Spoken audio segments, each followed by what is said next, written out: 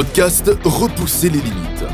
Votre animateur, JF Dussault, s'entretiendra avec des athlètes d'endurance et collaborateurs qui gravitent autour de la course en sentier et bien plus encore. Abonnez-vous, partagez l'épisode et bonne écoute.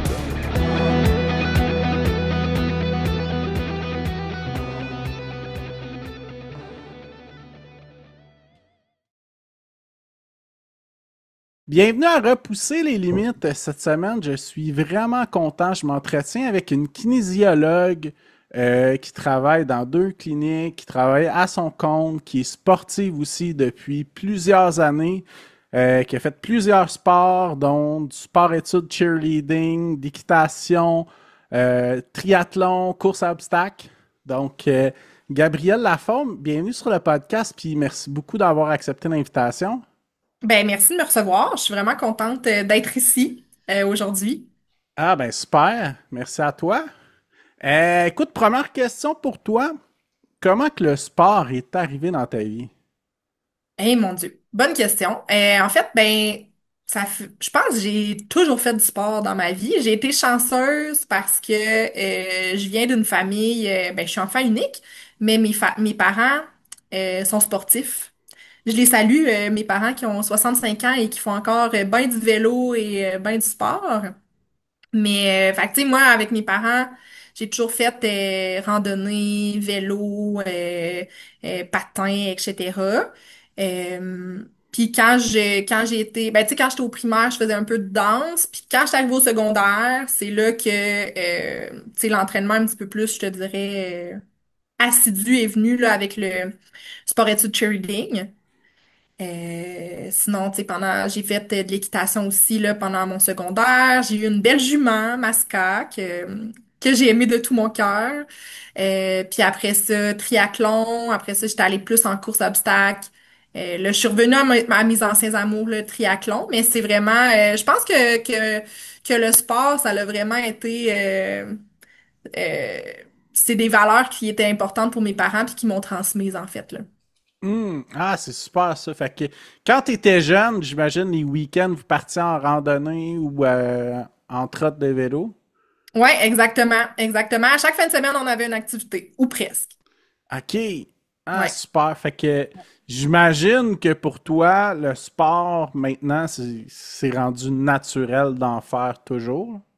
Ouais, exactement. Ben, tu sais, je te dirais que puis ça, tu sais, je parle beaucoup de motivation versus discipline, mais oui, la discipline, je l'ai, puis tu sais, c'est vraiment une partie intégrante de ma vie.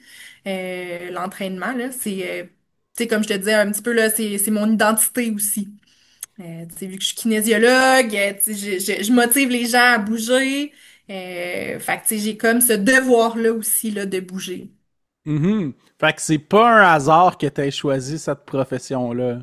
Non, non, vraiment pas, vraiment pas. Puis je suis vraiment, tu sais, quand on dit qu'on est sur notre X, là, Mhm. ben, je pense que je suis sur mon X. Moi, je trippe, tu sais, ça me fait jamais que ça me tente pas d'aller travailler. Ça me tente toujours d'aller travailler. J'adore ce que je fais. J'adore mes clients. C'est vraiment, j'adore mon métier, vraiment. Super ça. Puis c'est quoi pour toi qui a été le déclic que tu t'es dit que tu voulais faire ça? Être kinésiologue? Ouais, ouais, ouais, ouais. Eh mon Dieu, moi, mon déclic a été, mon déclic a été long, en fait. J'ai vraiment hésité longtemps. Tu sais, je savais que, ben, tu sais, j'avais fait au cégep les fameuses sciences nat, là. Euh, puis, bon, là, je savais que je voulais aller dans le domaine de la santé. Je te dirais, physio m'intéressait, kin aussi. Puis finalement, euh, je me suis dit que j'étais plus attirée par le volet un petit peu plus entraînement sportif versus plus le volet réadaptation. Donc c'est pour ça que j'étais allée en kin. Puis moi, en fait, le sport m'a sauvé la vie. Puis je voulais transmettre cette passion-là à d'autres personnes pour les aider dans leur cheminement, là. Ok, ok. Puis qu'est-ce que tu veux dire par que le sport t'a sauvé la vie? Ouais, ben ça a l'air drôle. C'est drôle dit de même, là. Mais tu sais, moi j'ai eu des troubles alimentaires quand j'étais au secondaire, en fait. Puis tu sais, je te dirais, ça a vraiment été ma bouée de sauvetage. Puis c'est grâce au sport que je m'en suis sortie. Puis tu sais, c'est vraiment ça qui m'a aidée. J'ai trouvé, tu sais, un sport que j'aimais, puis c'est vraiment là-dessus que je me suis accrochée. Puis oui, des fois, bon, oui, je suis un petit peu intense des fois dans mon entraînement, mais tu sais, c'est ça qui m'aide même aujourd'hui à garder le cap.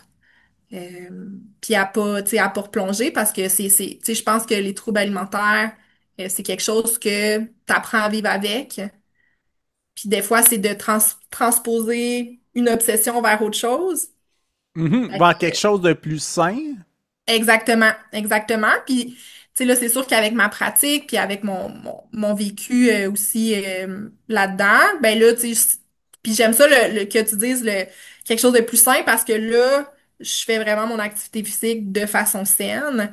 Puis c'est mon objectif aussi, là, d'aider les gens à faire leur activité physique de façon saine, là. Je trouve que c'est super important, là. OK, donc tu es vraiment dans le fameux walk the talk, là, tu es sur le chemin que tu enseignes puis que t'aides les gens, t'accompagnes les gens, là. Exactement, exactement. Puis tu sais, comme je te dis, c'est vraiment mon identité. Puis moi, je suis tellement passionnée par le sport que je veux transmettre cet amour-là à d'autres, là. Puis en plus, ça a tellement de bénéfices, là. Tout le Mhm. monde devrait faire du sport.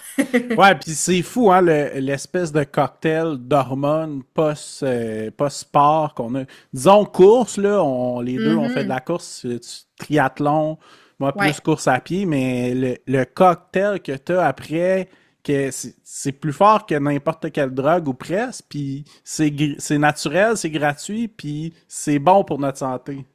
Ben oui, exact. Puis ça, là, en plus, là, j'aime ça que tu dis ça, là, le sentiment post-course, parce que souvent, tu sais, des fois, là, t'arrives, puis ça te tentera pas nécessairement d'aller t'entraîner. Tu sais, ou d'être, tu sais, t'as eu une grosse journée, ça a été stressant, mais justement d'être capable de se transposer dans ton feeling que tu vas ressentir après ton entraînement, ça Mhm. peut t'aider en fait à te mobiliser.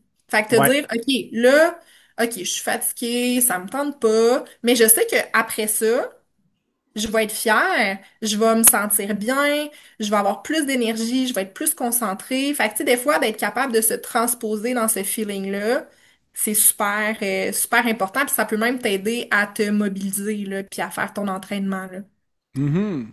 Ouais. Puis c'est souvent les journées que ça nous tente le moins qu'on a le plus de besoin, hein. Ah, totalement. Totalement. Puis moi, je le dis tout le temps. Puis ça, je le dis souvent à mes clients, mais je dis, tu regrettes jamais un entraînement. Mais tu regrettes souvent de pas t'être entraîné. Tu Ouais. sais? Fait que, mais un entraînement, jamais, là, même si c'est un 10 minutes, un 15 minutes, même si t'as pas fait ta performance optimale, jamais tu vas dire, hey, aujourd'hui, là, je regrette vraiment de m'être entraîné. Tu sais, ça l'arrive pas. Ça l'arrive pas.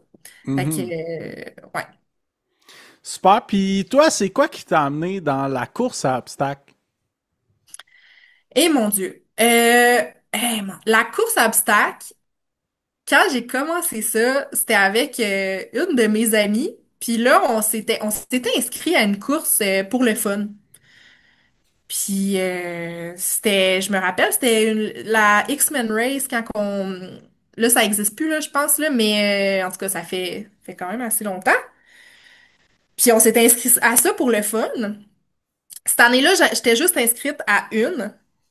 Puis j'avais tellement trippé que l'année suivante, je pense que je m'étais inscrite à comme 7 événements. Puis j'avais vraiment pogné la piqûre, tu sais, le fait de, tu cours en trail, tu sais, t'as des stations plus muscu, agilité, je trouvais ça vraiment le fun, puis tu sais, toute l'ambiance aussi, là, tu sais, l'ambiance avant la course, après la course, euh, j'ai vraiment tombé en amour avec ce sport-là, puis tu sais, le fait que tu combines la course, les montagnes, tu sais, je fais beaucoup de rando aussi, là, fait que tu sais, j'étais comme, waouh, c'est un sport vraiment complet. Fait que c'est ça qui m'avait comme poussé dans la course à obstacles. Puis là, tu sais, là, ce qui est le fun, c'est qu'avec les années, je commençais à bien me classer. Fait que là, j'en faisais comme de plus en plus. Euh, Puis, fait que c'est pas mal ça là, qui m'a comme poussé dans ce sport-là. Là. Ok, ok. Ouais. Puis, est-ce que tu as fait des Spartan Race aussi? Ouais, des Spartan Race, je te dirais que c'était la course que je faisais le plus. Les Ok. Spartans, là. Ouais, Ouais, parce que je me rappelle qu'à une époque, il y a environ 10 ans, c'était populaire, ouais, là, tout le monde faisait ça, là. ouais, exactement. Ben, je faisais partie de la gang. Je faisais partie de la gang. Mais oui, Spartan, j'en ai fait pendant au moins 7 ans. Ok, ouais, quand Ouais. même, hein. Puis je m'étais qualifiée pour les championnats nord-américains. Fait que j'étais allée, c'était au Vermont, si je me trompe pas. Ouais, à Stratton. Fait que j'avais participé à ce bel événement-là. C'était débile mental. C'était vraiment le fun, là. Les obstacles étaient, tu sais, c'était pas des obstacles que j'étais nécessairement habituée, mais l'événement était incroyable. Fait que j'ai vraiment des beaux souvenirs des courses à obstacles. Mhm. Ouais. Puis, ouais, puis c'est quoi la course la plus marquante pour toi? Et la course la plus marquante dans mes... Hey, c'est une bonne question. Ben, en fait, j'ai un moment quand que j'étais au championnat nord-américain, parce que dans le fond, pendant ma course, je me suis étiré le ligament croisé postérieur dans le genou. Oh, Ouais, d'habitude, c'est le antérieur, là. Le postérieur, c'est bien rare qu'il étire, mais là, en tout cas, c'est le postérieur qui est étiré. Puis c'était un 15 kilos. Puis à la fin de la course, j'avais vraiment des grosses douleurs aux genoux. Puis je me rappelle la fin de ma course, mon père a couru les derniers mètres avec moi. Puis ça a tellement été un beau moment. Et puis, tu sais, mon chum était venu me voir aussi, mes parents, même mes beaux-parents étaient venus me voir. Fait que, tu sais, juste ça, euh, je pense que ça a été comme mon highlight, là. Vraiment. ok. Vraiment. Ah, super, ça. Ouais. Puis, triathlon, pour toi, comment c'est arrivé? Et triathlon, ben dans le fond, c'est drôle parce que avant de faire de la course à obstacles, j'avais fait mes premiers triathlons avant ça. Puis Ok. moi, je l'ai toujours, tu sais, tu sais, j'ai pris comme plusieurs des cours de natation quand j'étais jeune. Mhm. Puis j'aimais vraiment ça nager. J'ai toujours aimé nager. Tu sais, comme je te disais, mes parents faisaient beaucoup de vélo, fait que j'ai toujours fait du vélo. Puis je courais aussi. Puis à un moment donné, je me suis dit, ben crème. Mais c'est un sport parfait pour moi, le triathlon. Tu sais, t'as les trois disciplines, nage, vélo, course. Fait que c'est ça. Fait que j'avais comme fait mon premier triathlon. Je me rappelle, j'avais fait un découverte pour commencer. Après ça, je m'étais inscrit à un sprint. Puis c'est ça. Là, j'avais commencé le triathlon. J'avais pas poursuivi dans cette voie-là parce que j'avais comme découvert les courses à obstacles entre-temps. Fait que là, j'avais comme arrêté le triathlon pour me concentrer plus sur les courses à obstacles. Euh, Puis quand parce que je me suis blessée, là, j'ai eu une fracture à la cheville. Puis j'ai perdu beaucoup de mobilité au niveau de ma cheville. Puis ma cheville, elle a un petit peu moins de stabilité aussi. Malgré, tu sais, que je fais beaucoup même encore aujourd'hui, là, tu sais, ma fracture, c'était en quoi? C'était en 2018, si je me trompe pas. Euh, Puis malgré que ça fait quand même un bon 7 ans, ben je reste quand même avec des répercussions là, de cette blessure-là. Puis justement, tu sais, à cause de cette perte de stabilité-là, de la perte de mobilité, j'étais rendue vraiment plus, un petit peu plus sur mes gardes quand je faisais de la trail. Puis j'atteignais pas tu sais, les mêmes performances qu'avant en course à obstacles. Puis moi, je suis une fille performante dans la vie. Fait que j'ai arrêté la course à obstacles. Puis j'ai été un bout, en fait, j'ai été peut-être un an et demi sans avoir nécessairement d'objectif de compétition. Euh, Puis finalement, moi, j'adore avoir des objectifs puis m'entraîner pour un but précis. Là, je me suis dit, ben crime, j'aimais ça, le triathlon. Pourquoi je recommencerais pas? Donc, j'ai recommencé à m'entraîner pour un triathlon. J'ai fait un olympique cet été. Puis là, mon objectif pour l'année prochaine, ça va être un demi-Ironman. Là, je me laisse 3 ans d'entraînement pour un Ironman. Fait que, tu sais, fait que c'est comme ça que le triathlon est revenu dans ma vie et je trippe sur l'entraînement. OK. Vraiment. Puis y a-t-il Ouais. un sport que tu préfères des trois? C'est dur. C'est quand même dur à dire. Mais je te dirais, moi, pour le sentiment après, pour le sentiment de bien-être que ça l'apporte, moi, j'ai toujours aimé nager. J'adore nager. Puis souvent, c'est la bibite noire des triathlètes, la nage, hein? Ouais, souvent, ouais. Mais moi, je pense que c'est ma discipline préférée des trois. Ouais, OK. la nage, parce que je trouve que tu sais, c'est le seul moment que tu peux vraiment donner une pause de gravité à ton corps. Tu ressors de là, tu te sens tout léger. Mhm. Tu sais, quand, puis c'est fou parce que, tu sais, moi, avant une compétition, je suis stressée. Je suis une personne anxieuse dans la vie. Je suis stressée avant de faire une compétition. Mais de starter avec la nage, moi, ça me met dans ma bulle. J'entends, tu sais, t'entends pas grand-chose là, quand t'es dans l'eau. J'entends plus rien. Tu vois pas grand-chose non plus là, que t'es dans un lac, là. Fait que, Ouais. fait que t'entends plus rien, tu vois pas grand-chose, tu fais juste te concentrer, tu sais, sur ta respiration, sur... Puis je suis capable, là, tu sais, la nage, ça me permet vraiment de me grounder puis de descendre mon stress. Fait que je te dirais, moi, c'est la nage que je préfère des trois sports. Ouais, puis en plus, c'est que ça travaille tout ton corps, t'as aucun Mhm. impact, puis il y a tellement de bénéfices à travailler dans l'eau aussi. L'aguathérapie, ça a plein de bénéfices, là. Ben oui, exactement. Tu sais, la nage, ça apporte des bienfaits, tu sais, sur tous les muscles, tu sais, sur tes petits muscles stabilisateurs, sur ton corps, tu sais, tes abdos, ton dos, tu sais, c'est vraiment complet comme sport, là. Puis, c'est ça. Souvent, c'est la bête noire des triathlètes, mais je vous dis, là, c'est tellement le fun comme sport. OK, super. Ben écoute, bonne continuité dans cette progression-là. C'est Ben, super. merci. Merci. Donc, est-ce que tu as un demi-Ironman spécifique que tu crois faire? J'avais spoté le demi-esprit à Montréal. OK. Parce que, puis ça, j'en parle souvent à mes clients, mais c'est important le principe de progression dans la vie. Mhm. Tu sais, de progresser, tu sais, de pas sauter d'étape. C'est pour Ouais. ça que, tu sais, pour cet été, je m'étais inscrite à un olympique. Mon entraînement me permettait de me rendre là. Puis pourquoi j'ai choisi le demi-esprit? C'est que, ben, je sais pas si tu le connais un petit peu, là, mais tu nages dans le bassin Louise. Fait que, il y a pas trop de vagues. Après ça, tu fais ton vélo sur le circuit Gilles Villeneuve. Fait que c'est sur le plat, pas trop de côtes. Puis après ça, tu sais, ton parcours de course, là, si je me trompe pas, c'est sur le plat aussi. Fait que je me suis dit, ça va être comme mon premier demi-Ironman. Fait que c'est lui que j'ai spoté pour y aller progressivement. Puis tu sais, éventuellement, là, ça va être d'aller avec un niveau de difficulté là, un petit peu plus élevé là, dans le demi-Ironman, tu sais, avec plus de côtes, mettons, pour ton vélo. Là. Fait que c'est pas la bannière Ironman, là, c'est vraiment le demi-esprit de Montréal. Là. Mhm. Qui est une genre de bannière québécoise, de ce que je comprends, là. Ouais, exactement, exactement. Puis tu sais, t'as tes mêmes distances que ton Ironman, là. Ben, que ton demi-Ironman. Mhm. OK. OK, Ouais, super.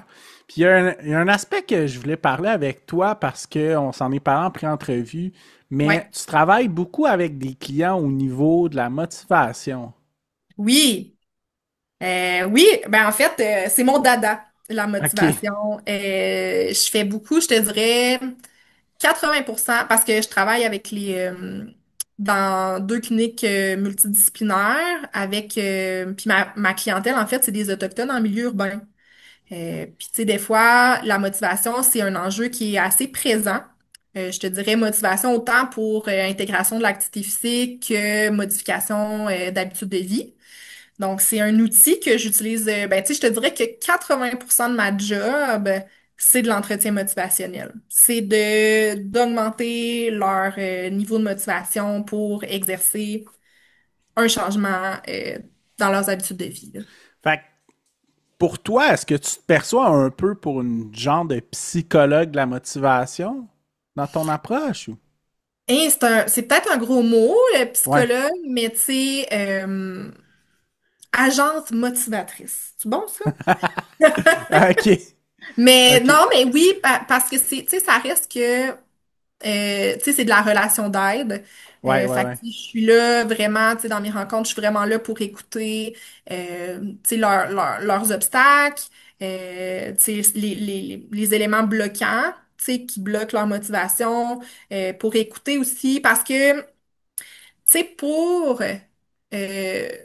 tu sais, dans un contexte de motivation, le lien avec ton thérapeute ou ton professionnel est super important. Parce que Mhm, si t'as pas ton lien avec ton thérapeute, ben tout ce que je vais, tu sais, tout ce qu'on va parler dans mon bureau, ça va te glisser comme sur le dos d'un canard. mhm, Euh, Fait que oui, c'est sûr que, tu sais, je comprends l'aspect un petit peu plus psychologique parce que oui, c'est sûr que je travaille à connaître la personne, à connaître ce qu'il tu sais, ses blocages, connaître sa réalité aussi, là, aussi pour établir le lien.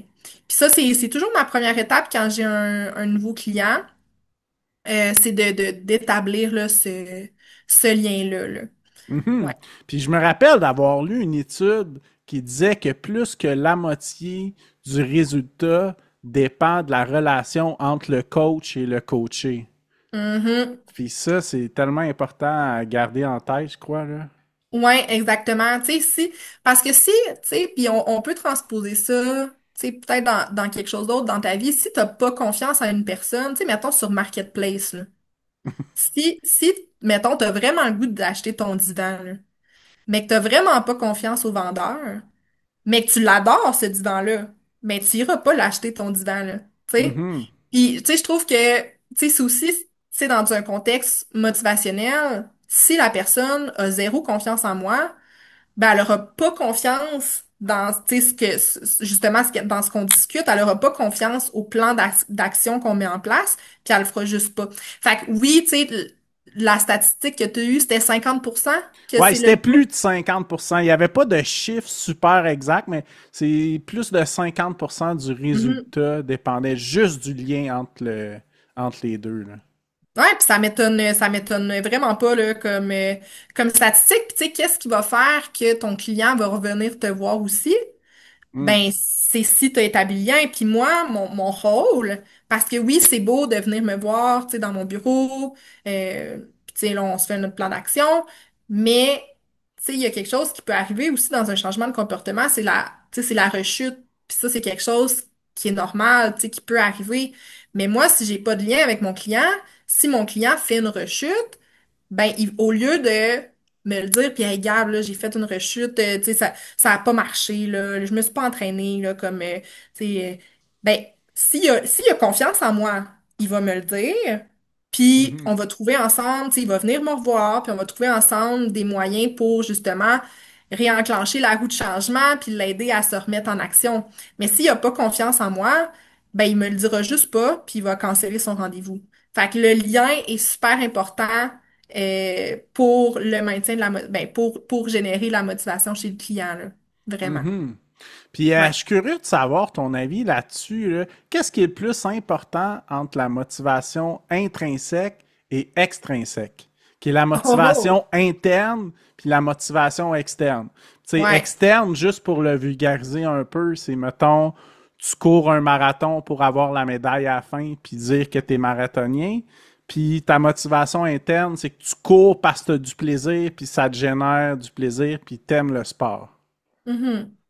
Oui, puis tu sais, quand on parle de motivation, de déterminer ses sources de motivation, c'est super important. Puis justement, tu sais, ces deux grandes catégories-là, en fait, ta motivation extrinsèque, tu sais, ça le dit dans le mot, là, c'est basé sur des facteurs externes. Fait que, tu sais, des fois, besoin de récompense, ben, attente de récompense, attente de reconnaissance, tu sais, c'est quelque chose qui est plus de surface, en fait. C'est pas quelque chose qui est réellement important pour toi.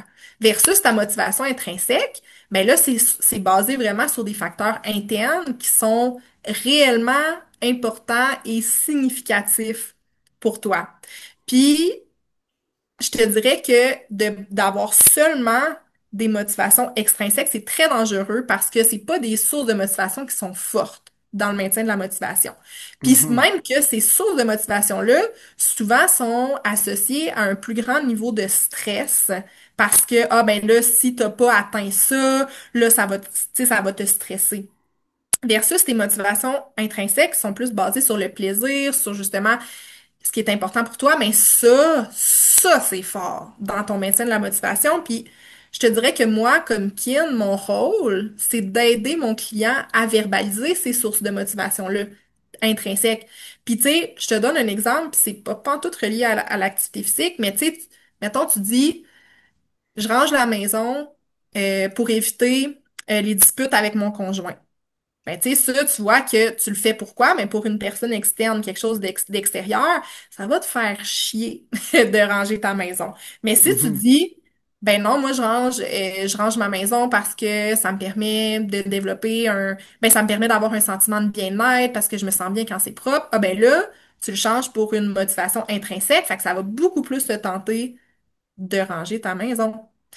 Puis, justement, tu sais, si je le rapporte un petit peu plus à l'activité physique, tu sais, si tu dis, bon, je vais m'entraîner pour brûler le gâteau que j'ai mangé la veille, ou pour, ben, pour faire passer le petit vino dans la fin de semaine, là.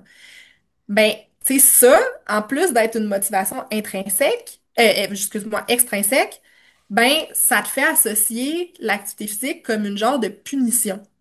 Ah, j'ai mangé ça, donc Hmm. faut que je m'entraîne. Très dangereux. Ouais, ouais.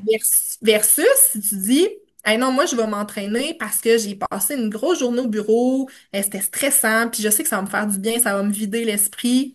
Ah, ben là, tu sais, en plus d'avoir ta motivation intrinsèque, mais là, tu t'associes l'activité physique avec quelque chose de plaisant qui va te faire du bien à toi. Fait que oui, les sources de motivation sont ultra importantes, justement, pour le maintien de la motivation.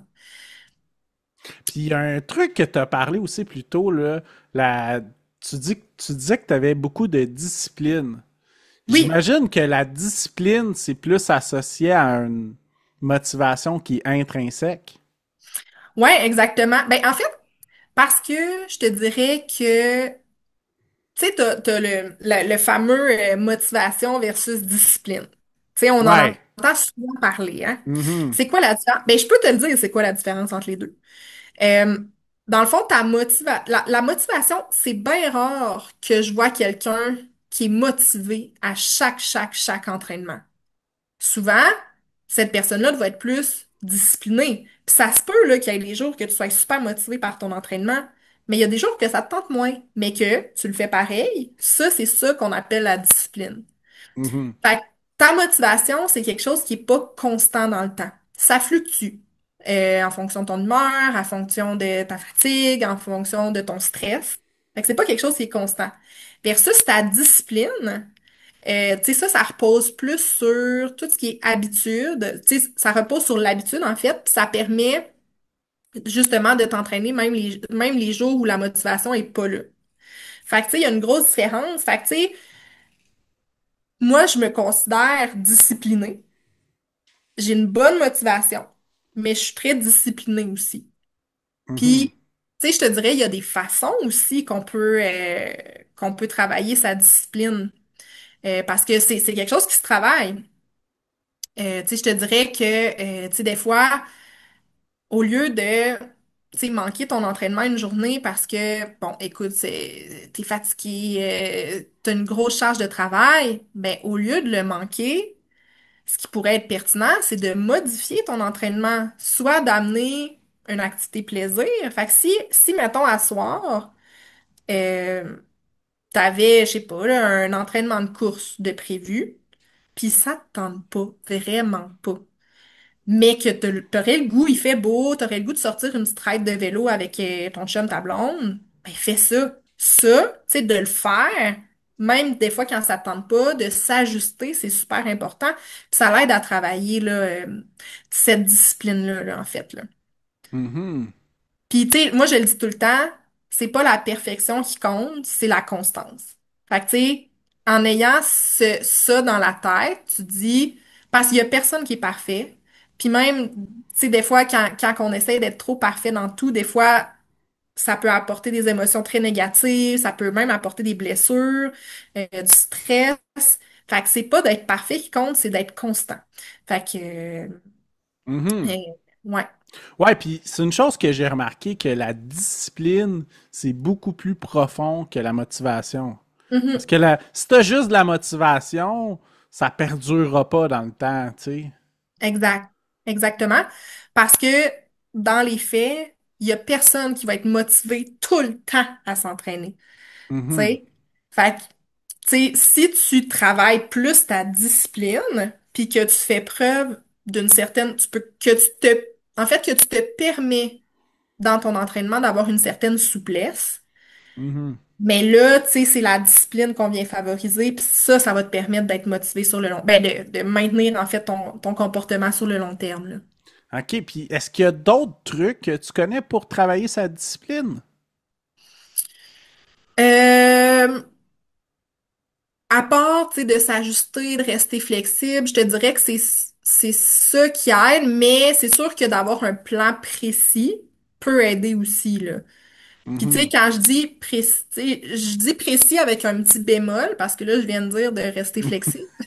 Ouais, puis ça dépend des gens, puis du contexte, puis c'est Mhm. multifactoriel, là.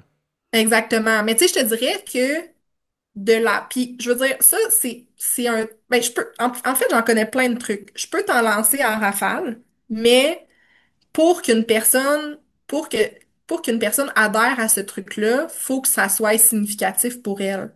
Fait que, tu sais, Mhm. moi, je peux te lancer plein de trucs qui fonctionnent pour moi, mais il faut que la personne trouve ses propres trucs pour favoriser sa discipline. Puis, tu sais, je t'en donne des exemples de trucs.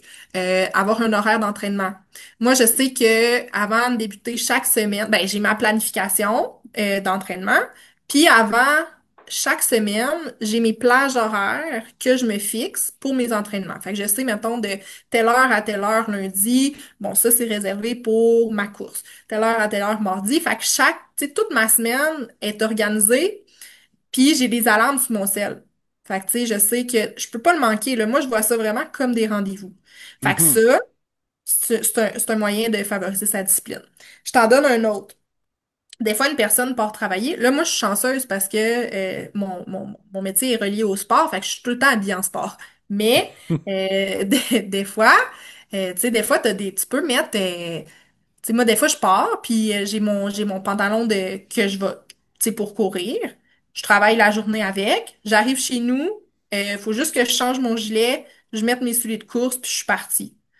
Fait que, tu sais, juste de l'avoir directement sur toi, mais ça peut dire, OK, ben là, j'ai comme pas le choix. J'arrive puis j'y vais. Ou, je te donne un autre truc, des fois, de le verbaliser tu peux le dire à tes amis, tu peux le dire à ton chum, OK, à soir, là, je vais aller courir. Mais des fois, juste de le verbaliser, mais ça peut t'aider à te mettre en action aussi, là. Mhm.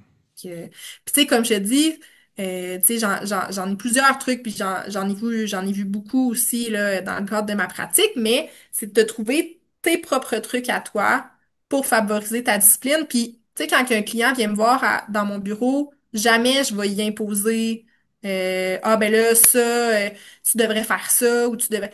Faut que la personne le verbalise par elle-même, là, Ouais, pour que, puis pour que ça fonctionne. je pense qu'il y a quand même une partie qui est un peu essai-erreur aussi là-dedans. Faut essayer des choses pour voir ce qui colle à nous, là.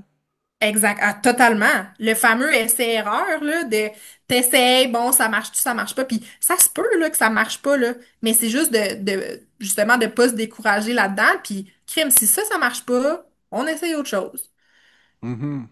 Puis tu sais, même chose pour, tu sais, les moments d'entraînement. Tu sais, si tu veux vraiment t'entraîner le matin, puis là, tu te dis, hey, moi, là, le matin, à 5 heures, je pars courir. Puis tu le testes, puis finalement, tu te rends compte que t'es vraiment pas une personne matinale. Ben, c'est justement d'être capable de dire, bon, ben écoute, je l'ai testé, ça n'a pas marché, vraiment pas. Ben écoute, je vais le faire le soir, puis je veux dire, tu sais, fait que oui, l'essai-erreur est super important, là. Mhm. Super, mais qu'est-ce que tu as nommé quand même de le mettre à son agenda? Ça reste quand même un classique qui est très très bon parce que je pense que j'ai l'impression personnellement que tu y accordes plus d'importance. Mhm. Totalement, totalement. Tu sais, quand tu le mets à ton agenda, c'est que c'est concret. Puis Ouais. là, tu sais, on est à l'ère des cellulaires, puis enfin, on met tout, tu sais, on a tout là à portée de main, là, tout notre agenda, tous nos rendez-vous sont tous prévus là-dessus.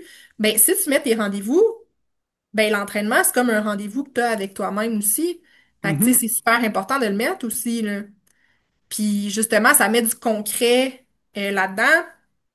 Puis, tu sais, je te dirais, tu sais, quand je parle de flexibilité, tu sais, ça serait, t'as tes séances à ton horaire, t'as prévu ça, mais tape-toi pas sur le chou si il y a une séance que finalement, au lieu de courir, je sais pas, au lieu d'aller faire 1 heure de course, ben tu fais 20 minutes. Tu sais, c'est de savoir s'adapter aussi là-dedans. Fait que tu sais, t'as ton horaire de base, manque pas ton entraînement, mais tu peux l'ajuster, là. Ça, il y a pas de problème avec ça, là.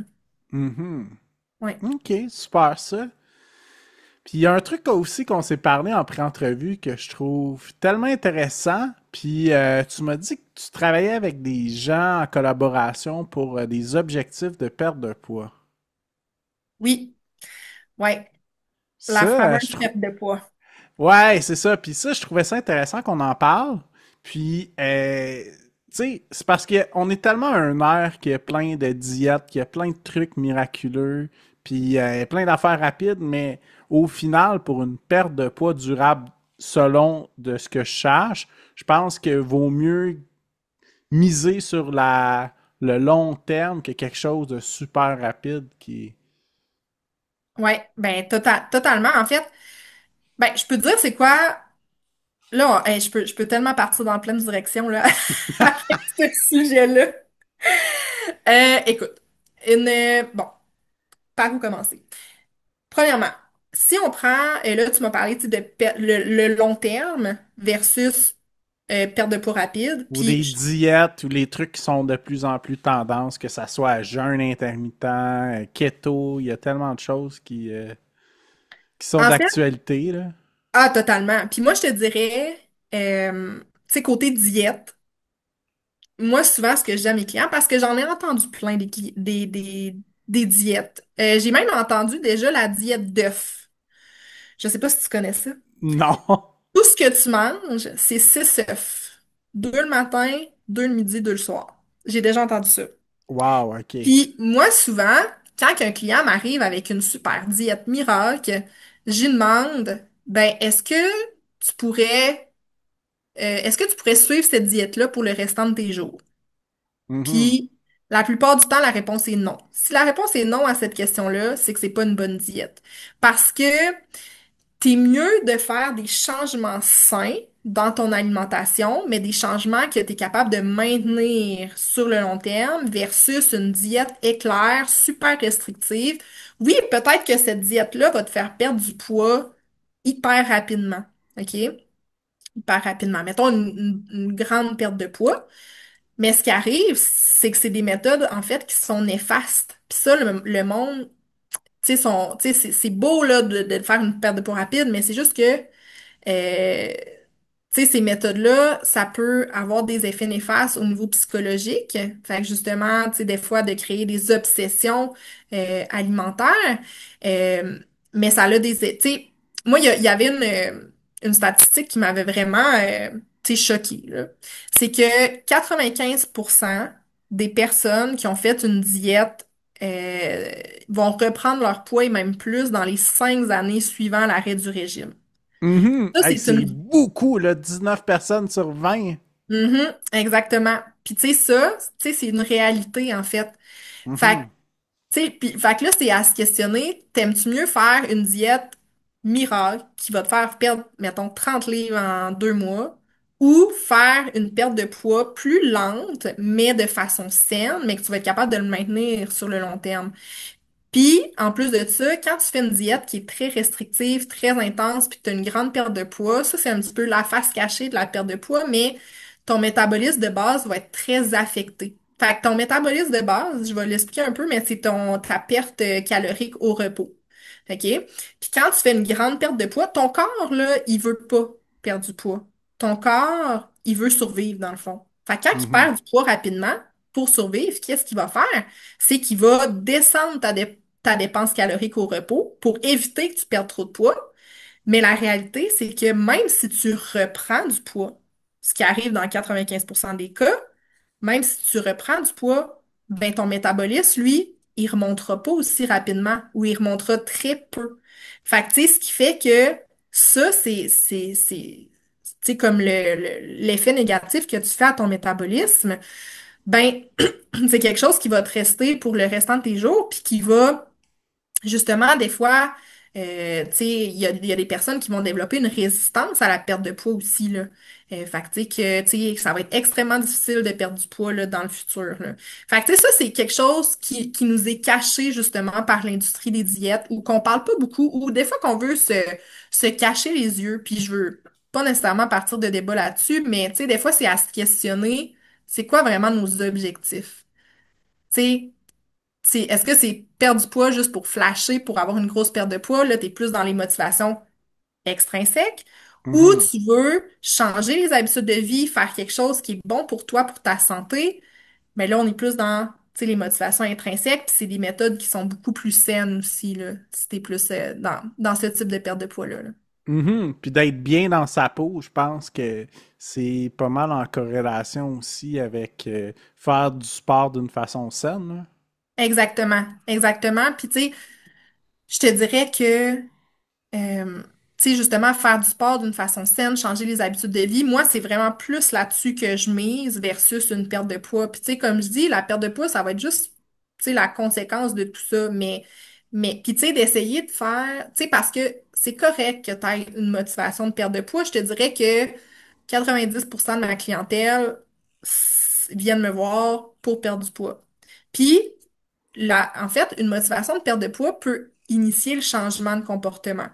Mhm. Fait que, tu sais, souvent, tu sais, le monde vont aller voir un kin, vont aller voir pour perdre du poids. Puis, fait que, tu sais, moi, je le dis, pour initier le changement, OK. Mais souvent, les pertes de poids, c'est des motivations qui sont un petit peu plus extrinsèques. Fait que moi, mon rôle, c'est de te faire verbaliser des motivations vraiment importantes pour toi, autres que la perte de poids, parce que le danger, quand tu as juste une motivation de perte de poids, mettons que tu perds, mettons que tu perds ton poids. Tu sais, mais tu voulais perdre 30 livres, tu as perdu 30 livres. Mais là, après, il y a des risques que tu dises, ah, mais pourquoi je continuerais mes bonnes habitudes ou pourquoi je continuerais mes changements? J'ai atteint le poids que je voulais, fait que je peux retourner dans mes anciennes habitudes. Et là, je te mets la situation contraire. Si tu fais des changements dans tes habitudes de vie, puis tu perds peu ou pas de poids, mais là, tu vas peut-être plus te dire, ben là, pourquoi je continuerais mes changements si je perds, tu sais, si je perds rien? Fait que je vais tout arrêter. Fait que ça, c'est le danger. Mais le changement des habitudes de vie a un impact significatif sur, tu sais, la diminution des risques cardiovasculaires, euh, tu sais, sans égard à l'IMC. Fait que, tu sais, tes changements d'habitude de vie, même si t'as pas nécessairement de changement au niveau de ton poids, ben, ça t'apporte des bénéfices quand même assez importants au niveau de ta santé, là.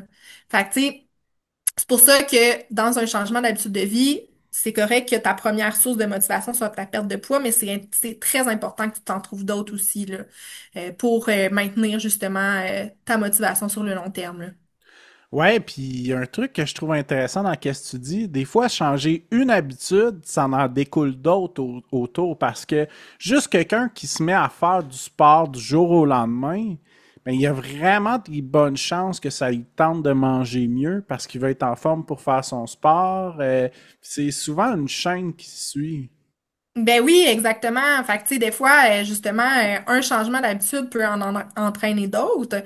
Puis, tu sais, c'est ça l'objectif aussi. Tu sais, c'est sûr que souvent, j'essaie de changer, mettons, chez mes clients, une habitude à la fois.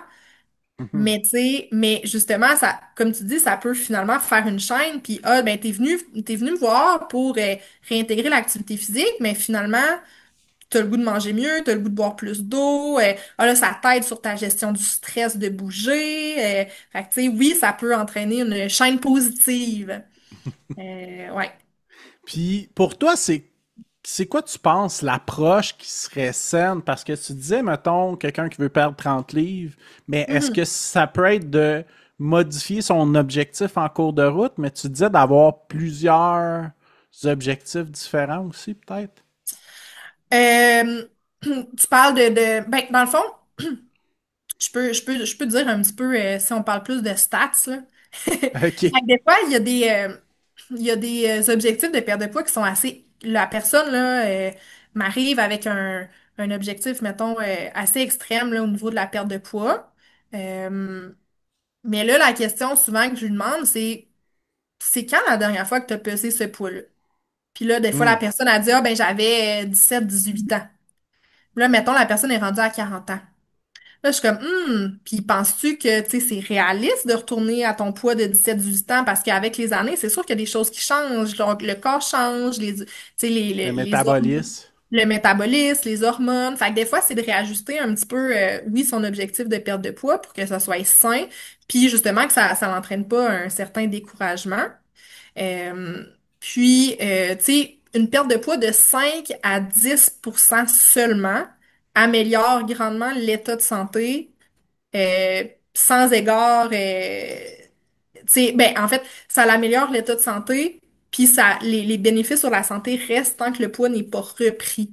Fait que des fois, oui, ça peut être pertinent de réajuster son objectif. Puis, je veux dire, souvent, j'amène pas ce point-là tu sais, à la première rencontre, mais c'est en parlant à la personne, puis, tu sais, justement, le sentiment, tu sais, le lien et tout, mais des fois, tu sais, je vais y en parler peut-être plus tard dans le suivi, mais tu sais, oui, c'est quelque chose que je vais aborder avec la personne, là. Puis tu sais, au niveau des objectifs, tu sais, souvent, tu sais, on travaille un objectif à la fois parce que des fois, quand on s'étourdit avec plein d'objectifs, on n'en fait aucun. Ouais, ouais, ouais, Euh, ouais. Ouais. Comme tu disais tantôt, une nouvelle habitude à la fois, puis quand il y en a une mhm. qui est vraiment bien entamée, c'est le temps de voir s'il y a d'autres possibilités. Exactement. Puis tu sais, quand tu te fixes un objectif aussi, tu sais, c'est important qu'il soit clair, réalisable, puis stimulant. Tu sais, ça, c'est trois mots, là, quand tu te fixes un objectif. Ben, tu sais, t'as le fameux objectif SMART, là, qu'on en entend souvent parler, là, Mhm. spécifique, mesurable, atteignable, réalisable, puis temporellement défini. Mais rappelle-toi que quand tu te fixes un objectif, faut qu'il soit clair, réalisable et stimulant. Puis Mhm. si tu as ces trois volets-là, t'es en business. Ouais, puis c'est vrai que, tu sais, si quelqu'un qui se dit demain matin, bon, ben moi, je veux perdre 50 livres dans la prochaine année, tu sais, c'est beaucoup, là, la stimulation, ça risque d'être plus décourageant à voir si gros que ça que plutôt, je vais perdre, je sais pas, peut-être 2 livres par mois, ben là, c'est quelque chose qui peut devenir stimulant plus rapidement. À mon avis, là, du moins. Ouais, exactement. Puis tu sais, comme je te dis, tu sais, quand il y a un objectif de perte de poids, puis c'est correct d'avoir un objectif de perte de poids, puis oui, le surpoids a des effets néfastes sur la santé. Ça, je dis pas le contraire. Mais tu sais, avec ce client-là, moi, mon approche, tu sais, on essaie de se détacher un petit peu de la perte de poids, puis on parle plus d'habitude de vie. Ouais, ouais, D'intégrer ouais. l'activité physique. Puis, tu sais, moi, c'est vraiment, tu sais, moi, je suis vraiment pas axée sur la... Tu sais, je sais qu'il y a des coachs là, qui vont peser leurs clients à chaque rencontre, puis là, qui vont... Tu sais, mais moi, je suis vraiment pas là-dedans. Je suis plus dans l'optique, on change les habitudes de vie, on intègre l'activité sainement, tu sais, on peut travailler l'alimentation, la gestion du stress, parce qu'il y a plein de facteurs, en fait, qui peuvent affecter le poids, là, tu sais, même la... Fait que, tu sais, j'axe pas sur la perte de poids, mais j'axe vraiment sur tout ce qui est changement d'habitude de vie, puis la perte de poids va venir avec ça, là. Mhm. Mais tu sais, moi, en fait, mon but, c'est que la personne lâche pas ses bonnes habitudes dans 6 mois. Fait que tu sais, comme je te disais, la perte de poids, c'est une motivation qui est un petit peu plus extrinsèque. Fait que moi, mon objectif, là, ça, c'est ça, j'aimerais tellement ça que chaque client soit capable finalement de bouger parce que ça lui fait du bien, parce que il sent des bénéfices importants pour lui, parce que crime, il s'est trouvé un objectif dans un sport qu'il veut accomplir, de vraiment justement avoir des motivations intrinsèques importantes. Puis ça va lui permettre en fait de continuer jusqu'au restant de ses jours, là. Mhm. Ouais, ok, super ça. Puis, il y a un truc que je veux parler absolument avec toi. Tu as fait des Ouais. conférences. Oui, Fait qu'il y a une conférence qui était plus sur la préparation physique. ouais, exactement. Préparation physique pour ton prochain défi de rando. Moi, je suis OK. ouais, moi, je suis une tripeuse de rando. L'an passé, j'ai fait la Long Trail. Hmm. Qui, Ah oui, oui, au Vermont, qui traverse tout le Vermont. ouais, exact, Tu l'as exact. fait au complet? J'ai fait 350 kilomètres. Je me suis OK. blessée. J'ai eu une fracture de stress. Fait que Oh. j'ai arrêté à 100 kilomètres de la fin. Mais c'est pas grave, c'est dans mon objectif de le finir. Fait que c'est sûr, je vais le finir, mais c'était vraiment une nice expérience, là. Tu sais, Mhm. j'avais fait ça en autonomie tout seul, puis j'ai rencontré du monde vraiment le fun. C'était vraiment, vraiment quelque chose. Tu sais, j'ai vraiment, tu décroches complètement de ton quotidien, en fait, là-dedans, là. Tu sais, tes seuls soucis, c'est de te rendre au prochain refuge, de te faire de l'eau puis manger. Fait que, ouais. Fait que c'est ça. Fait que je suis bien tripeuse de rando, puis je voulais justement aider les gens à bien se préparer parce que la préparation physique pour un défi de randonnée, c'est super important. Mhm. Pour éviter les blessures, dit la fille qui s'est blessée. Euh, Ah. mais mais c'est super important, là, la préparation physique avant un défi de randonnée, là. Ouais, puis surtout un défi randonnée de cette envergure-là, là, Mhm. tu sais, j'ai une bonne connaissance à moi qui est en train de faire la SIA présentement à Oui, Gaspésie.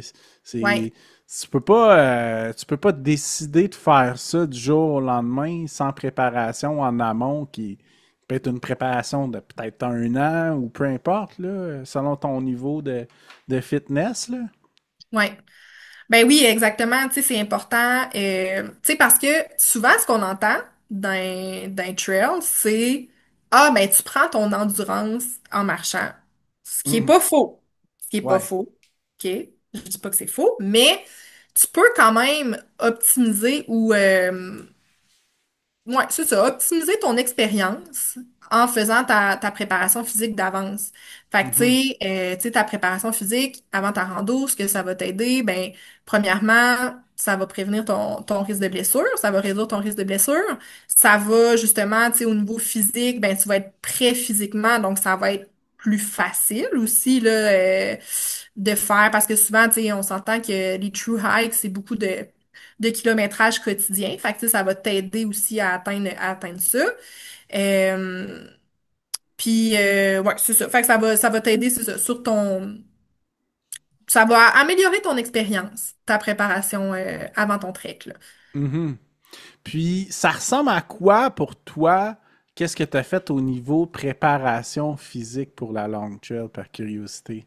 Ouais, ben oui, on peut parler de ça, mais je te dirais que, tu sais, j'avais toute ma préparation musculaire, fait qu'un entraînement spécifique. Tu sais, je te dirais que c'est sûr que quand on s'en va en randonnée, les jambes sont très importantes, mais aussi tous les muscles stabilisateurs du genou. Tu sais, j'avais des exercices spécifiques pour ça aussi, là, pour éviter les douleurs, là. Parce que souvent en rando, c'est ça qui fait mal, hein, les genoux. Mhm. Sinon, j'avais tous des exercices de proprioception, là, donc plus d'équilibre. Tu sais, j'ai parlé plutôt dans le podcast de ma cheville, là, qui était comme moins stable un petit peu. Fait que ça, j'en avais beaucoup, proprioception. Puis sinon, tout le corps, la stabilité du tronc, super important à venir travailler pour, tu sais, favoriser. Souvent, on marche avec des bâtons, là, quand on fait un true hike. Fait que, tu sais, ça permet de transmettre les forces du tronc, du haut du corps vers tes jambes. Fait que c'est aussi, là, ton corps est très important. Ça permet d'améliorer ta posture. Puis, tu sais, vu que tu as un port de charge, là, c'est important, tu sais, d'avoir un tronc assez solide. Fait que, tu sais, il y a eu toute cette portion. Puis là, je t'ai passé assez vite, là, côté ma préparation musculaire. Fait que t'avais ça. Sinon, tu sais, quand tu es plus dans l'endurance spécifique, d'aller en randonnée, c'est super important. Fait que, tu sais, si tu veux être bon pour marcher, ben, il faut que tu marches. Tu sais, même chose, tu sais, si tu veux être bon pour courir, il faut que tu cours. Ben, même chose, c'est ça, pour la longue rando. Sinon, j'ai fait des escaliers en masse. Moi, j'habite dans, dans un condo, là. Fait que moi, j'avais, tu sais, je mettais, ben, faut y aller graduel avec le poids qu'on met, mais tu sais, je mettais à peu près le poids, ben plus à la fin de ma préparation, je mettais à peu près le poids de mon sac, puis là, je montais, je descendais, je montais, descendais les 3 étages. Fait que, je te dirais, c'est pas mal ça. Sinon, beaucoup de mobilité, stretching aussi, là, j'en ai fait. Puis tu sais, même pendant ta rando, tu peux faire mobilité, stretching, super important pour réduire tes tensions musculaires. Tu sais, souvent, tu as des raideurs. Quand t'arrives le soir là, au refuge. Fait que je te dirais, c'est pas OK. mal ça ma préparation. OK. Puis est-ce que tu t'étais traîné de l'équipement justement pour enlever des tensions comme une balle ou un truc comme ça? Ah ouais, moi je suis une kin. En tant que kin qui se respecte, ah oui, je m'étais trouvée sur Amazon. Parce que moi, j'utilise beaucoup justement les balles, là, tu sais, comme dans technique d'automassage, là, moi, ça me fait super du bien. Parce que moi, j'ai souvent, ben, en fait, je sais qu'en rando, c'est mon dos qui me fait mal. Fait que, tu sais, de Mhm. venir me masser, ça me fait vraiment du bien. Fait que je m'étais trouvé une petite balle. D'habitude, j'utilise les balles lacrosse, là, qui sont comme en espèce de rubber, là. Si vous voulez vous en acheter sur Amazon, ils sont vraiment pas chers. Mais les balles lacrosse, mais là, c'était un petit peu trop lourd pour mon sac. Fait que je me suis trouvé une espèce de balle en liège sur Amazon. Vraiment pas cher. Puis moi, je me massais le soir. Je me faisais des petits automassages. Ça me faisait vraiment du bien. Fait que, mais c'est la seule affaire. J'avais ça, puis des tapings, là, des fois, tu sais, des tapes, là, kinésiotape. Ouais, Euh, ouais, ouais. J'avais comme une petite tendinite. Fait que, tu sais, j'en avais amené au cas où. Mais, ouais. Puis c'est quoi qui est le plus difficile quand tu fais plein de jours consécutifs comme ça? Est-ce que, j'imagine, en ultramarathon, c'est souvent les descentes un moment donné parce que entre guillemets, la suspension est un peu défoncée, là. Mhm. Ben, en fait, en fait, c'est le fun que tu me parles de descente parce que justement, ta descente, c'est ça qui est le plus rough pour ton corps. Mhm. C'est là qu'il y a le plus de poids sur tes articulations, puis Exact. la Puis descente en est. plus, tu as une charge de plus sur ton dos. Mhm, exactement, avec port de. C'est pour ça que les bâtons, c'est très important. Les bâtons de Ouais, ouais, ouais. rando, là, ça permet de diminuer la charge là, au niveau de tes articulations. Puis ce qui arrive, c'est qu'en descente, c'est que t'accumules, c'est comme si c'est l'accumulation de contractions musculaires excentriques. Fait que, tu sais, Ouais. tu sais, mettons, pour le vulgariser un petit peu, mettons que tu fais un bicep curl, là. Tu sais, que tu tournes, tu sais, avec les poids, là, les biceps, t'as les poids dans les mains, puis là, tu fais ta flexion du coude. Quand tu fais ta flexion du coude, fait que quand tu plies ton coude, ça, c'est ta contraction concentrique. Puis quand tu déplies ton coude, ça, c'est ta contraction qui est excentrique. Mais en rando, quand tu descends, t'as pas la jambe pliée, là. T'as la jambe qui est dépliée. Tu sais, t'as peut-être un petit pli au niveau de ton genou, mais c'est toujours des contractions excentriques. Puis c'est ça qui cause le plus de dommages au niveau de tes muscles. Fait que c'est ça qui est le plus rough sur ton corps. Vraiment la descente. Mais je te dirais, tu sais, en true hike, pour l'avoir, tu sais, il y a ça qui est dommageable qui est le plus dommageable pour ton corps, mais moi, ce que j'ai trouvé le plus tough, euh, tu sais, c'était tu sais, vu que j'étais tout seul, des fois, c'était un petit peu la solitude Mhm. pour vrai, si c'était à refaire, je le ferais avec quelqu'un. Moi, je m'étais dit, ah, pas de stress, tout seul. Tu sais, oui, tu rencontres du monde là, au refuge, mais tu sais, ça reste que c'est pas du monde que tu connais. Puis, fait que, ouais, ça, j'ai trouvé ça rough. Mhm. Mais Mais c'était quand même, ouais, c'est ça. Fait que si c'était à refaire, ou mon conseil, c'est de le faire avec quelqu'un. Pas tout seul. Ouais, puis j'avoue, puis surtout que dans notre société actuelle, on est tout le temps connecté avec notre téléphone et nos amis et tout ça, puis il y a tout le Ouais. temps... Ouais, c'est vrai que c'est quand même tout un bon challenge, surtout sur plusieurs jours cumulés, là. Mhm.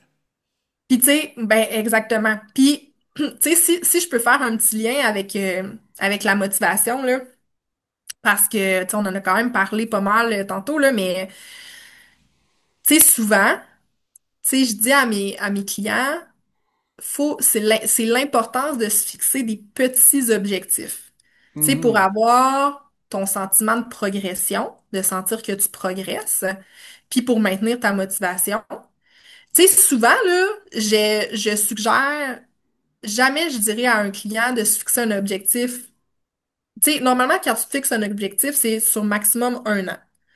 Tu sais, mettons un objectif concret. Tu sais, tu peux avoir, tu sais, Mhm. comme je te parlais tantôt, tu sais, oui, j'ai mon objectif Ironman, mais ça va être dans 3 4 ans. Mais je veux dire, moi, j'ai d'autres choses que je veux accomplir avant ce gros objectif-là. Puis, tu sais, mais tes objectifs concrets, tu t'es fixes sur max un an. Comme je te dis, tu peux avoir tes gros objectifs. Puis c'est la même chose comme dans le trek. Parce que quand tu une distance de 450 kilomètres à parcourir, si tu te dis, bon, ben, crime, j'en ai parcouru 50, il m'en reste 400 à parcourir. Il m'en reste juste 300. Tu sais, c'est rough, là. Fait que Ouais.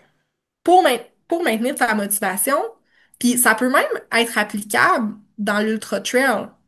Tu sais, Clairement, là, parce que courir un 100 000, si tu dis, ah, il m'en reste 150 rendu à la première station, je pense que ça va être dur pour le mindset, là. exactement, exactement. Fait que, tu sais, de se fixer, tu sais, moi, je te dirais mes objectifs, puis même dans ma journée, mettons que, tu sais, je sais pas, j'avais 25 kilos à faire. Mais je me disais même pas, ah, j'ai 25 kilos à faire aujourd'hui. Là, je regardais. Puis là, je dis, ah, il y a un refuge dans 7 kilos. Fait que mon premier objectif, c'était d'atteindre ce refuge-là. Je prenais une collation, c'était mon premier objectif. Après ça, je me fixais un objectif un petit peu plus loin. Finalement, j'atteignais mon 25 kilos. Fait que, tu sais, j'y allais vraiment petit objectif par petit objectif. Puis ça, c'est quelque chose, tu sais, comme je te dis, tu sais, dans l'ultra trail qui est super important. Des fois, tu peux viser, bon, ce ravito-là. Bon, OK, ça, c'est mon premier objectif. Tu sais, de décortiquer ton gros objectif en petits objectifs. Puis ça, c'est, tu sais, quand je te disais de, tu sais, ça, c'est quand mettons, mon objectif Ironman, ben là, moi, mon premier objectif, c'était de faire mon olympique. Là, après ça, ça va être de faire mon demi-Ironman, demi-esprit. Là, après ça, ça va être un Ironman avec un peu plus de dénivelé. Un demi-Ironman avec un peu plus de dénivelé. Mais tu sais, tu vois, j'ai comme une gradation dans mes objectifs. J'ai des petits objectifs qui vont me permettre d'atteindre mon objectif final. Ça, c'est Mhm.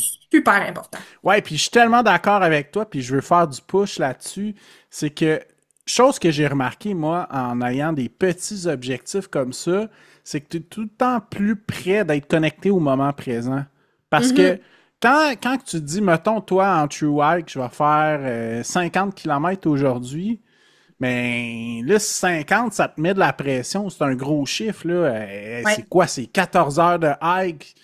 Puis là, il y a comme cette espèce de stress-là parce que l'objectif est trop loin de toi. Mais si, comme tu dis, bon, la prochaine première station, 7 km, ben, c'est atteignable dans quelques heures. Puis c'est quand même assez près du moment présent. Fait qu'il y a moins de stress, puis, ou la place pour avoir de l'anxiété, peut-être.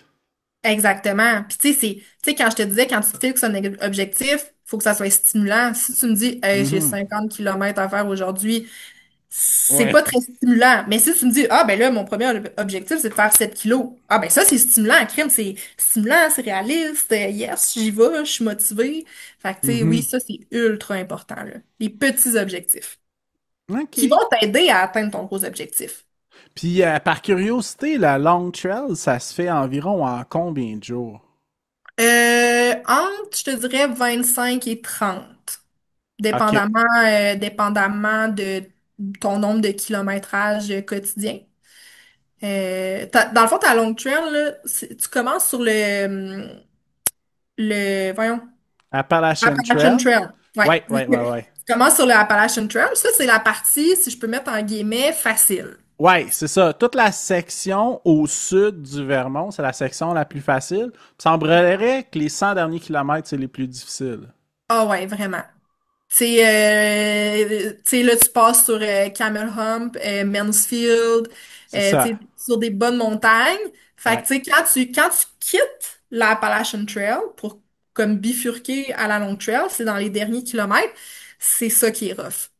Puis, ouais, c'est ça qui est le plus tough. Tu sais, moi, j'avais fait comme un 17 jours, là, de marche. Fait qu'il m'en restait à peu près 7. Ouais. OK.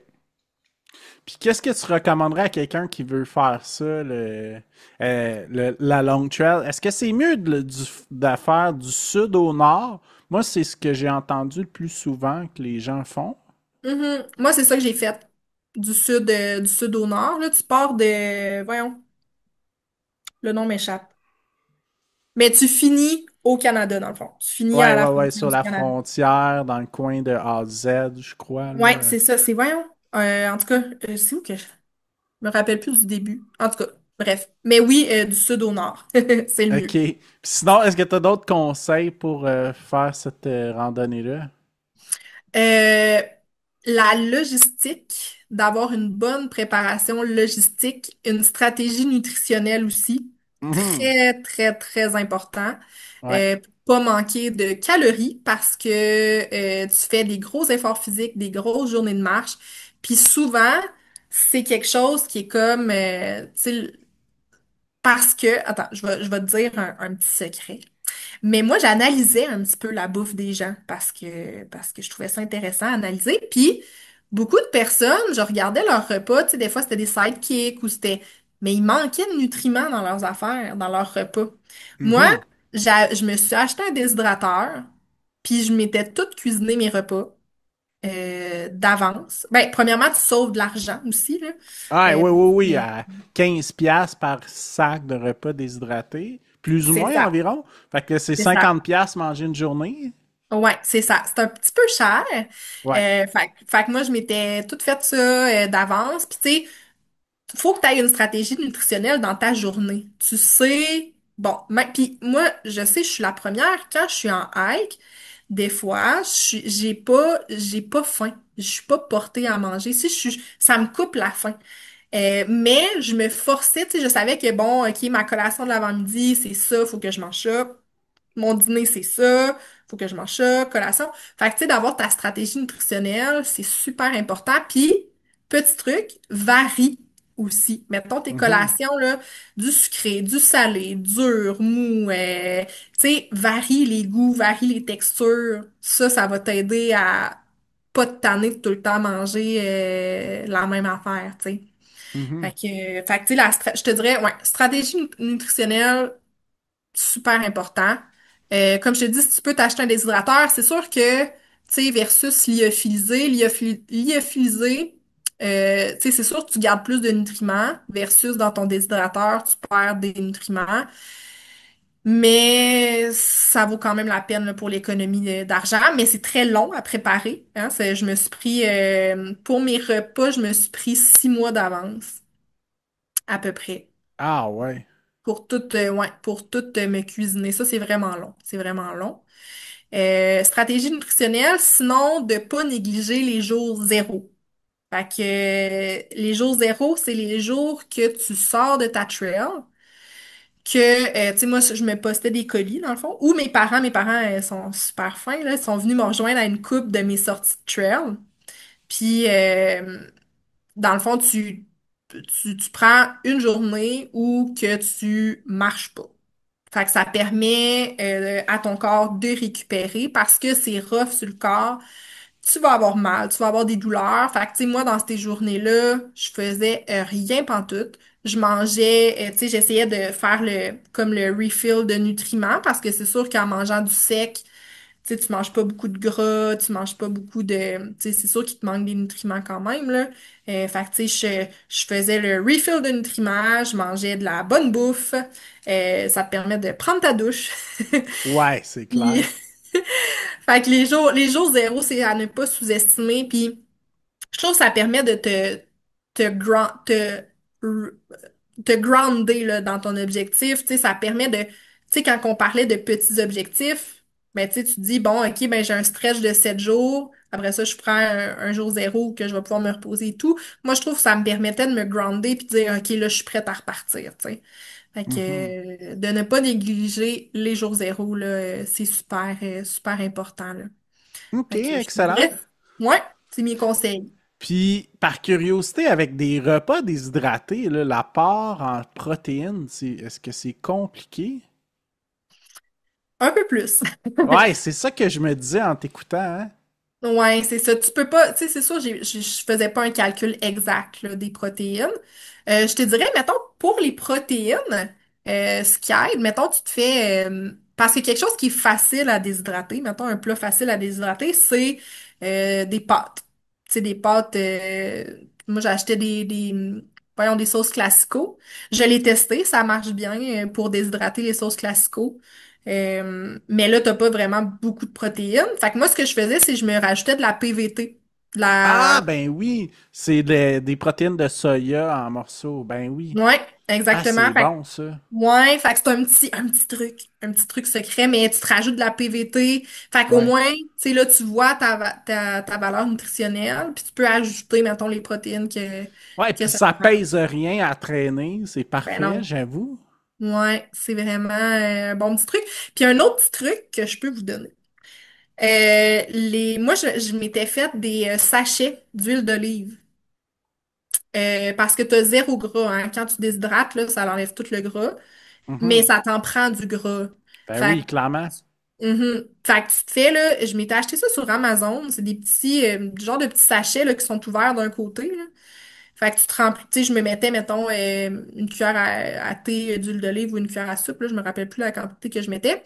Puis tu refermes ça, mettons, avec un fer plat. Fait que ça te fait des petits sachets d'huile d'olive que je rajoutais dans mes repas. Fait que ça, c'est un autre OK. truc, là, que je pourrais donner, là, pour la bouffe. OK, super intéressant. Mm. Puis, ben sinon, tu as fait une conférence aussi sur la motivation, mais on a quand même parlé beaucoup de motivation.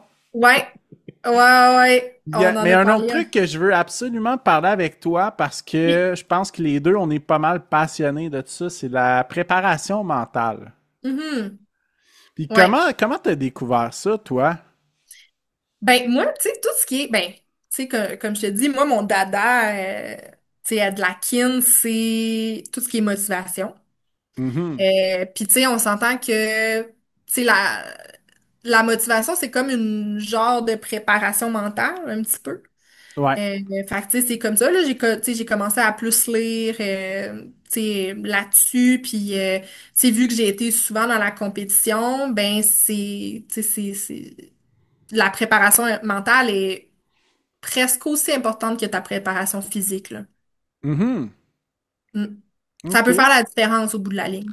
Ouais, puis des fois, c'est tellement un petit élément que tu travailles un mois avant une compétition qui fait vraiment un méga impact le jour J parce que ça Mhm. fait 30 jours que tu le mets en action puis que tu le concrétises.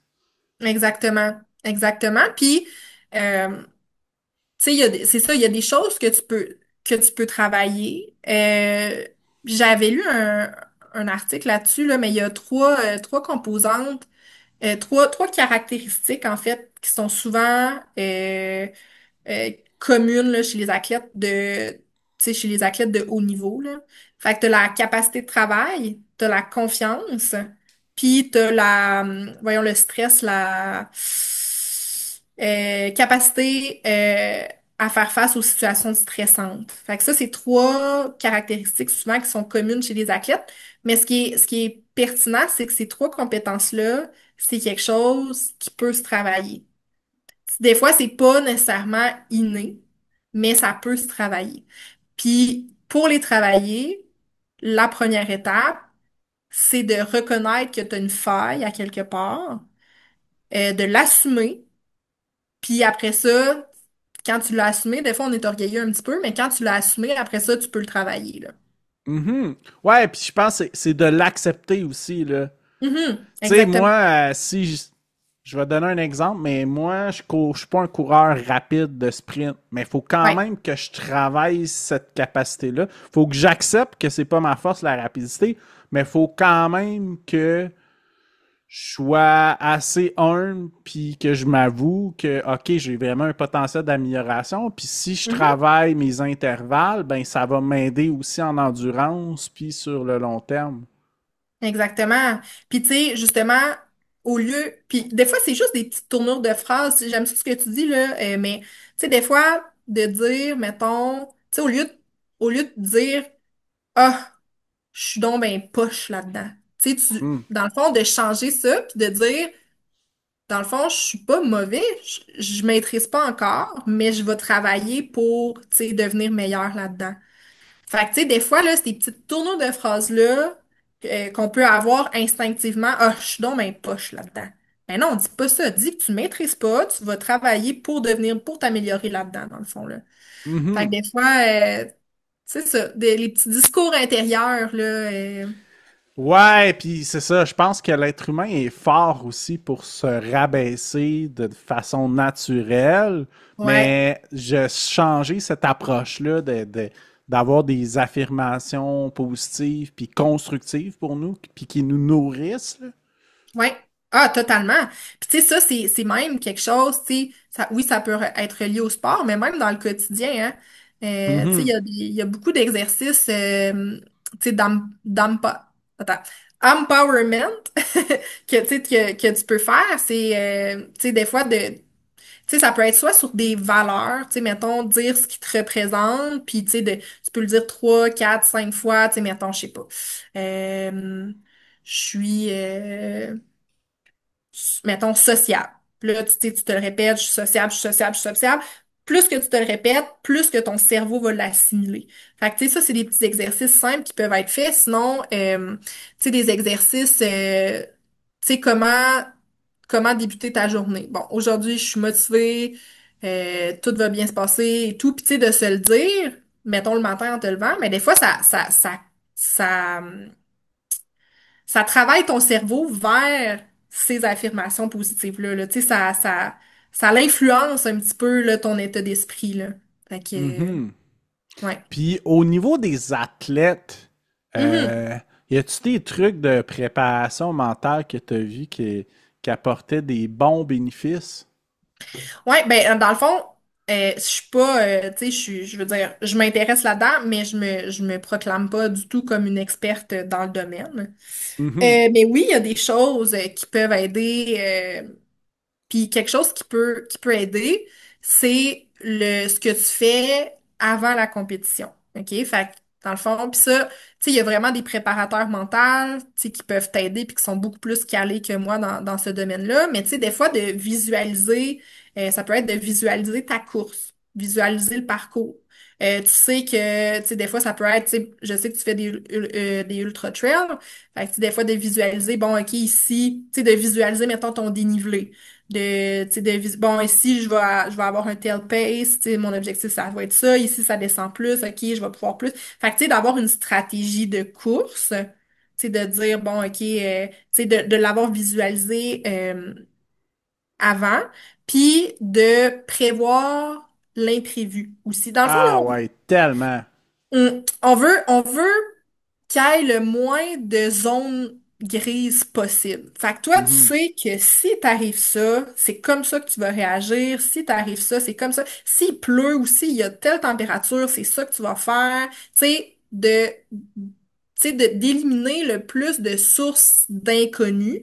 Fait que comme ça, tu vas être plus groundé dans ta compétition, puis tu seras pas déstabilisé si il arrive ça parce que tu veux l'avoir prévu, tu vas savoir comment réagir. Fait que ça, c'est super important. Fait que de prévoir l'imprévu. Puis, pour réduire le stress, de préparer tu sais, vraiment de préparer tes choses à l'avance. Fait que, tu sais, comme je te dis, oui, la stratégie de course, stratégie nutritionnelle aussi. Tu sais, tu sais que, bon, ça te prend de temps. Tu sais, souvent, tu sais, j'ai des clients qui vont me dire, ah, mais non, mais je vais juste prendre quelque chose, là, au ravito. Mais, tu sais, ça peut être pertinent quand même d'amener des choses sur toi puis de dire, bon, OK, ben moi, j'ai besoin de tant de grammes de glucides. Fait que, à partir de tant de minutes, bon, là, il faut que je prenne tel gel. Puis, tu sais, d'avoir ta stratégie nutritionnelle. Puis, tu sais, de tout penser, mettons, de préparer tes vêtements d'avance, de préparer ta playlist que tu vas, tu sais, que tu sais, qui va te, tu sais, les tunes, là, c'est très important. Fait que, tu sais, justement, de prévoir, de tout planifier puis être prêt à tout, ça va descendre ton niveau de stress puis tu vas être beaucoup plus confiant dans ta compétition, là. Mhm. Ouais, ouais, ouais, super intéressant. Puis, tu sais, j'aime ça qu'est-ce que tu disais aussi de préparer des imprévus. Puis, Ouais. je pense que c'est intéressant aussi de faire une liste de toutes les choses imprévues qui peuvent se passer.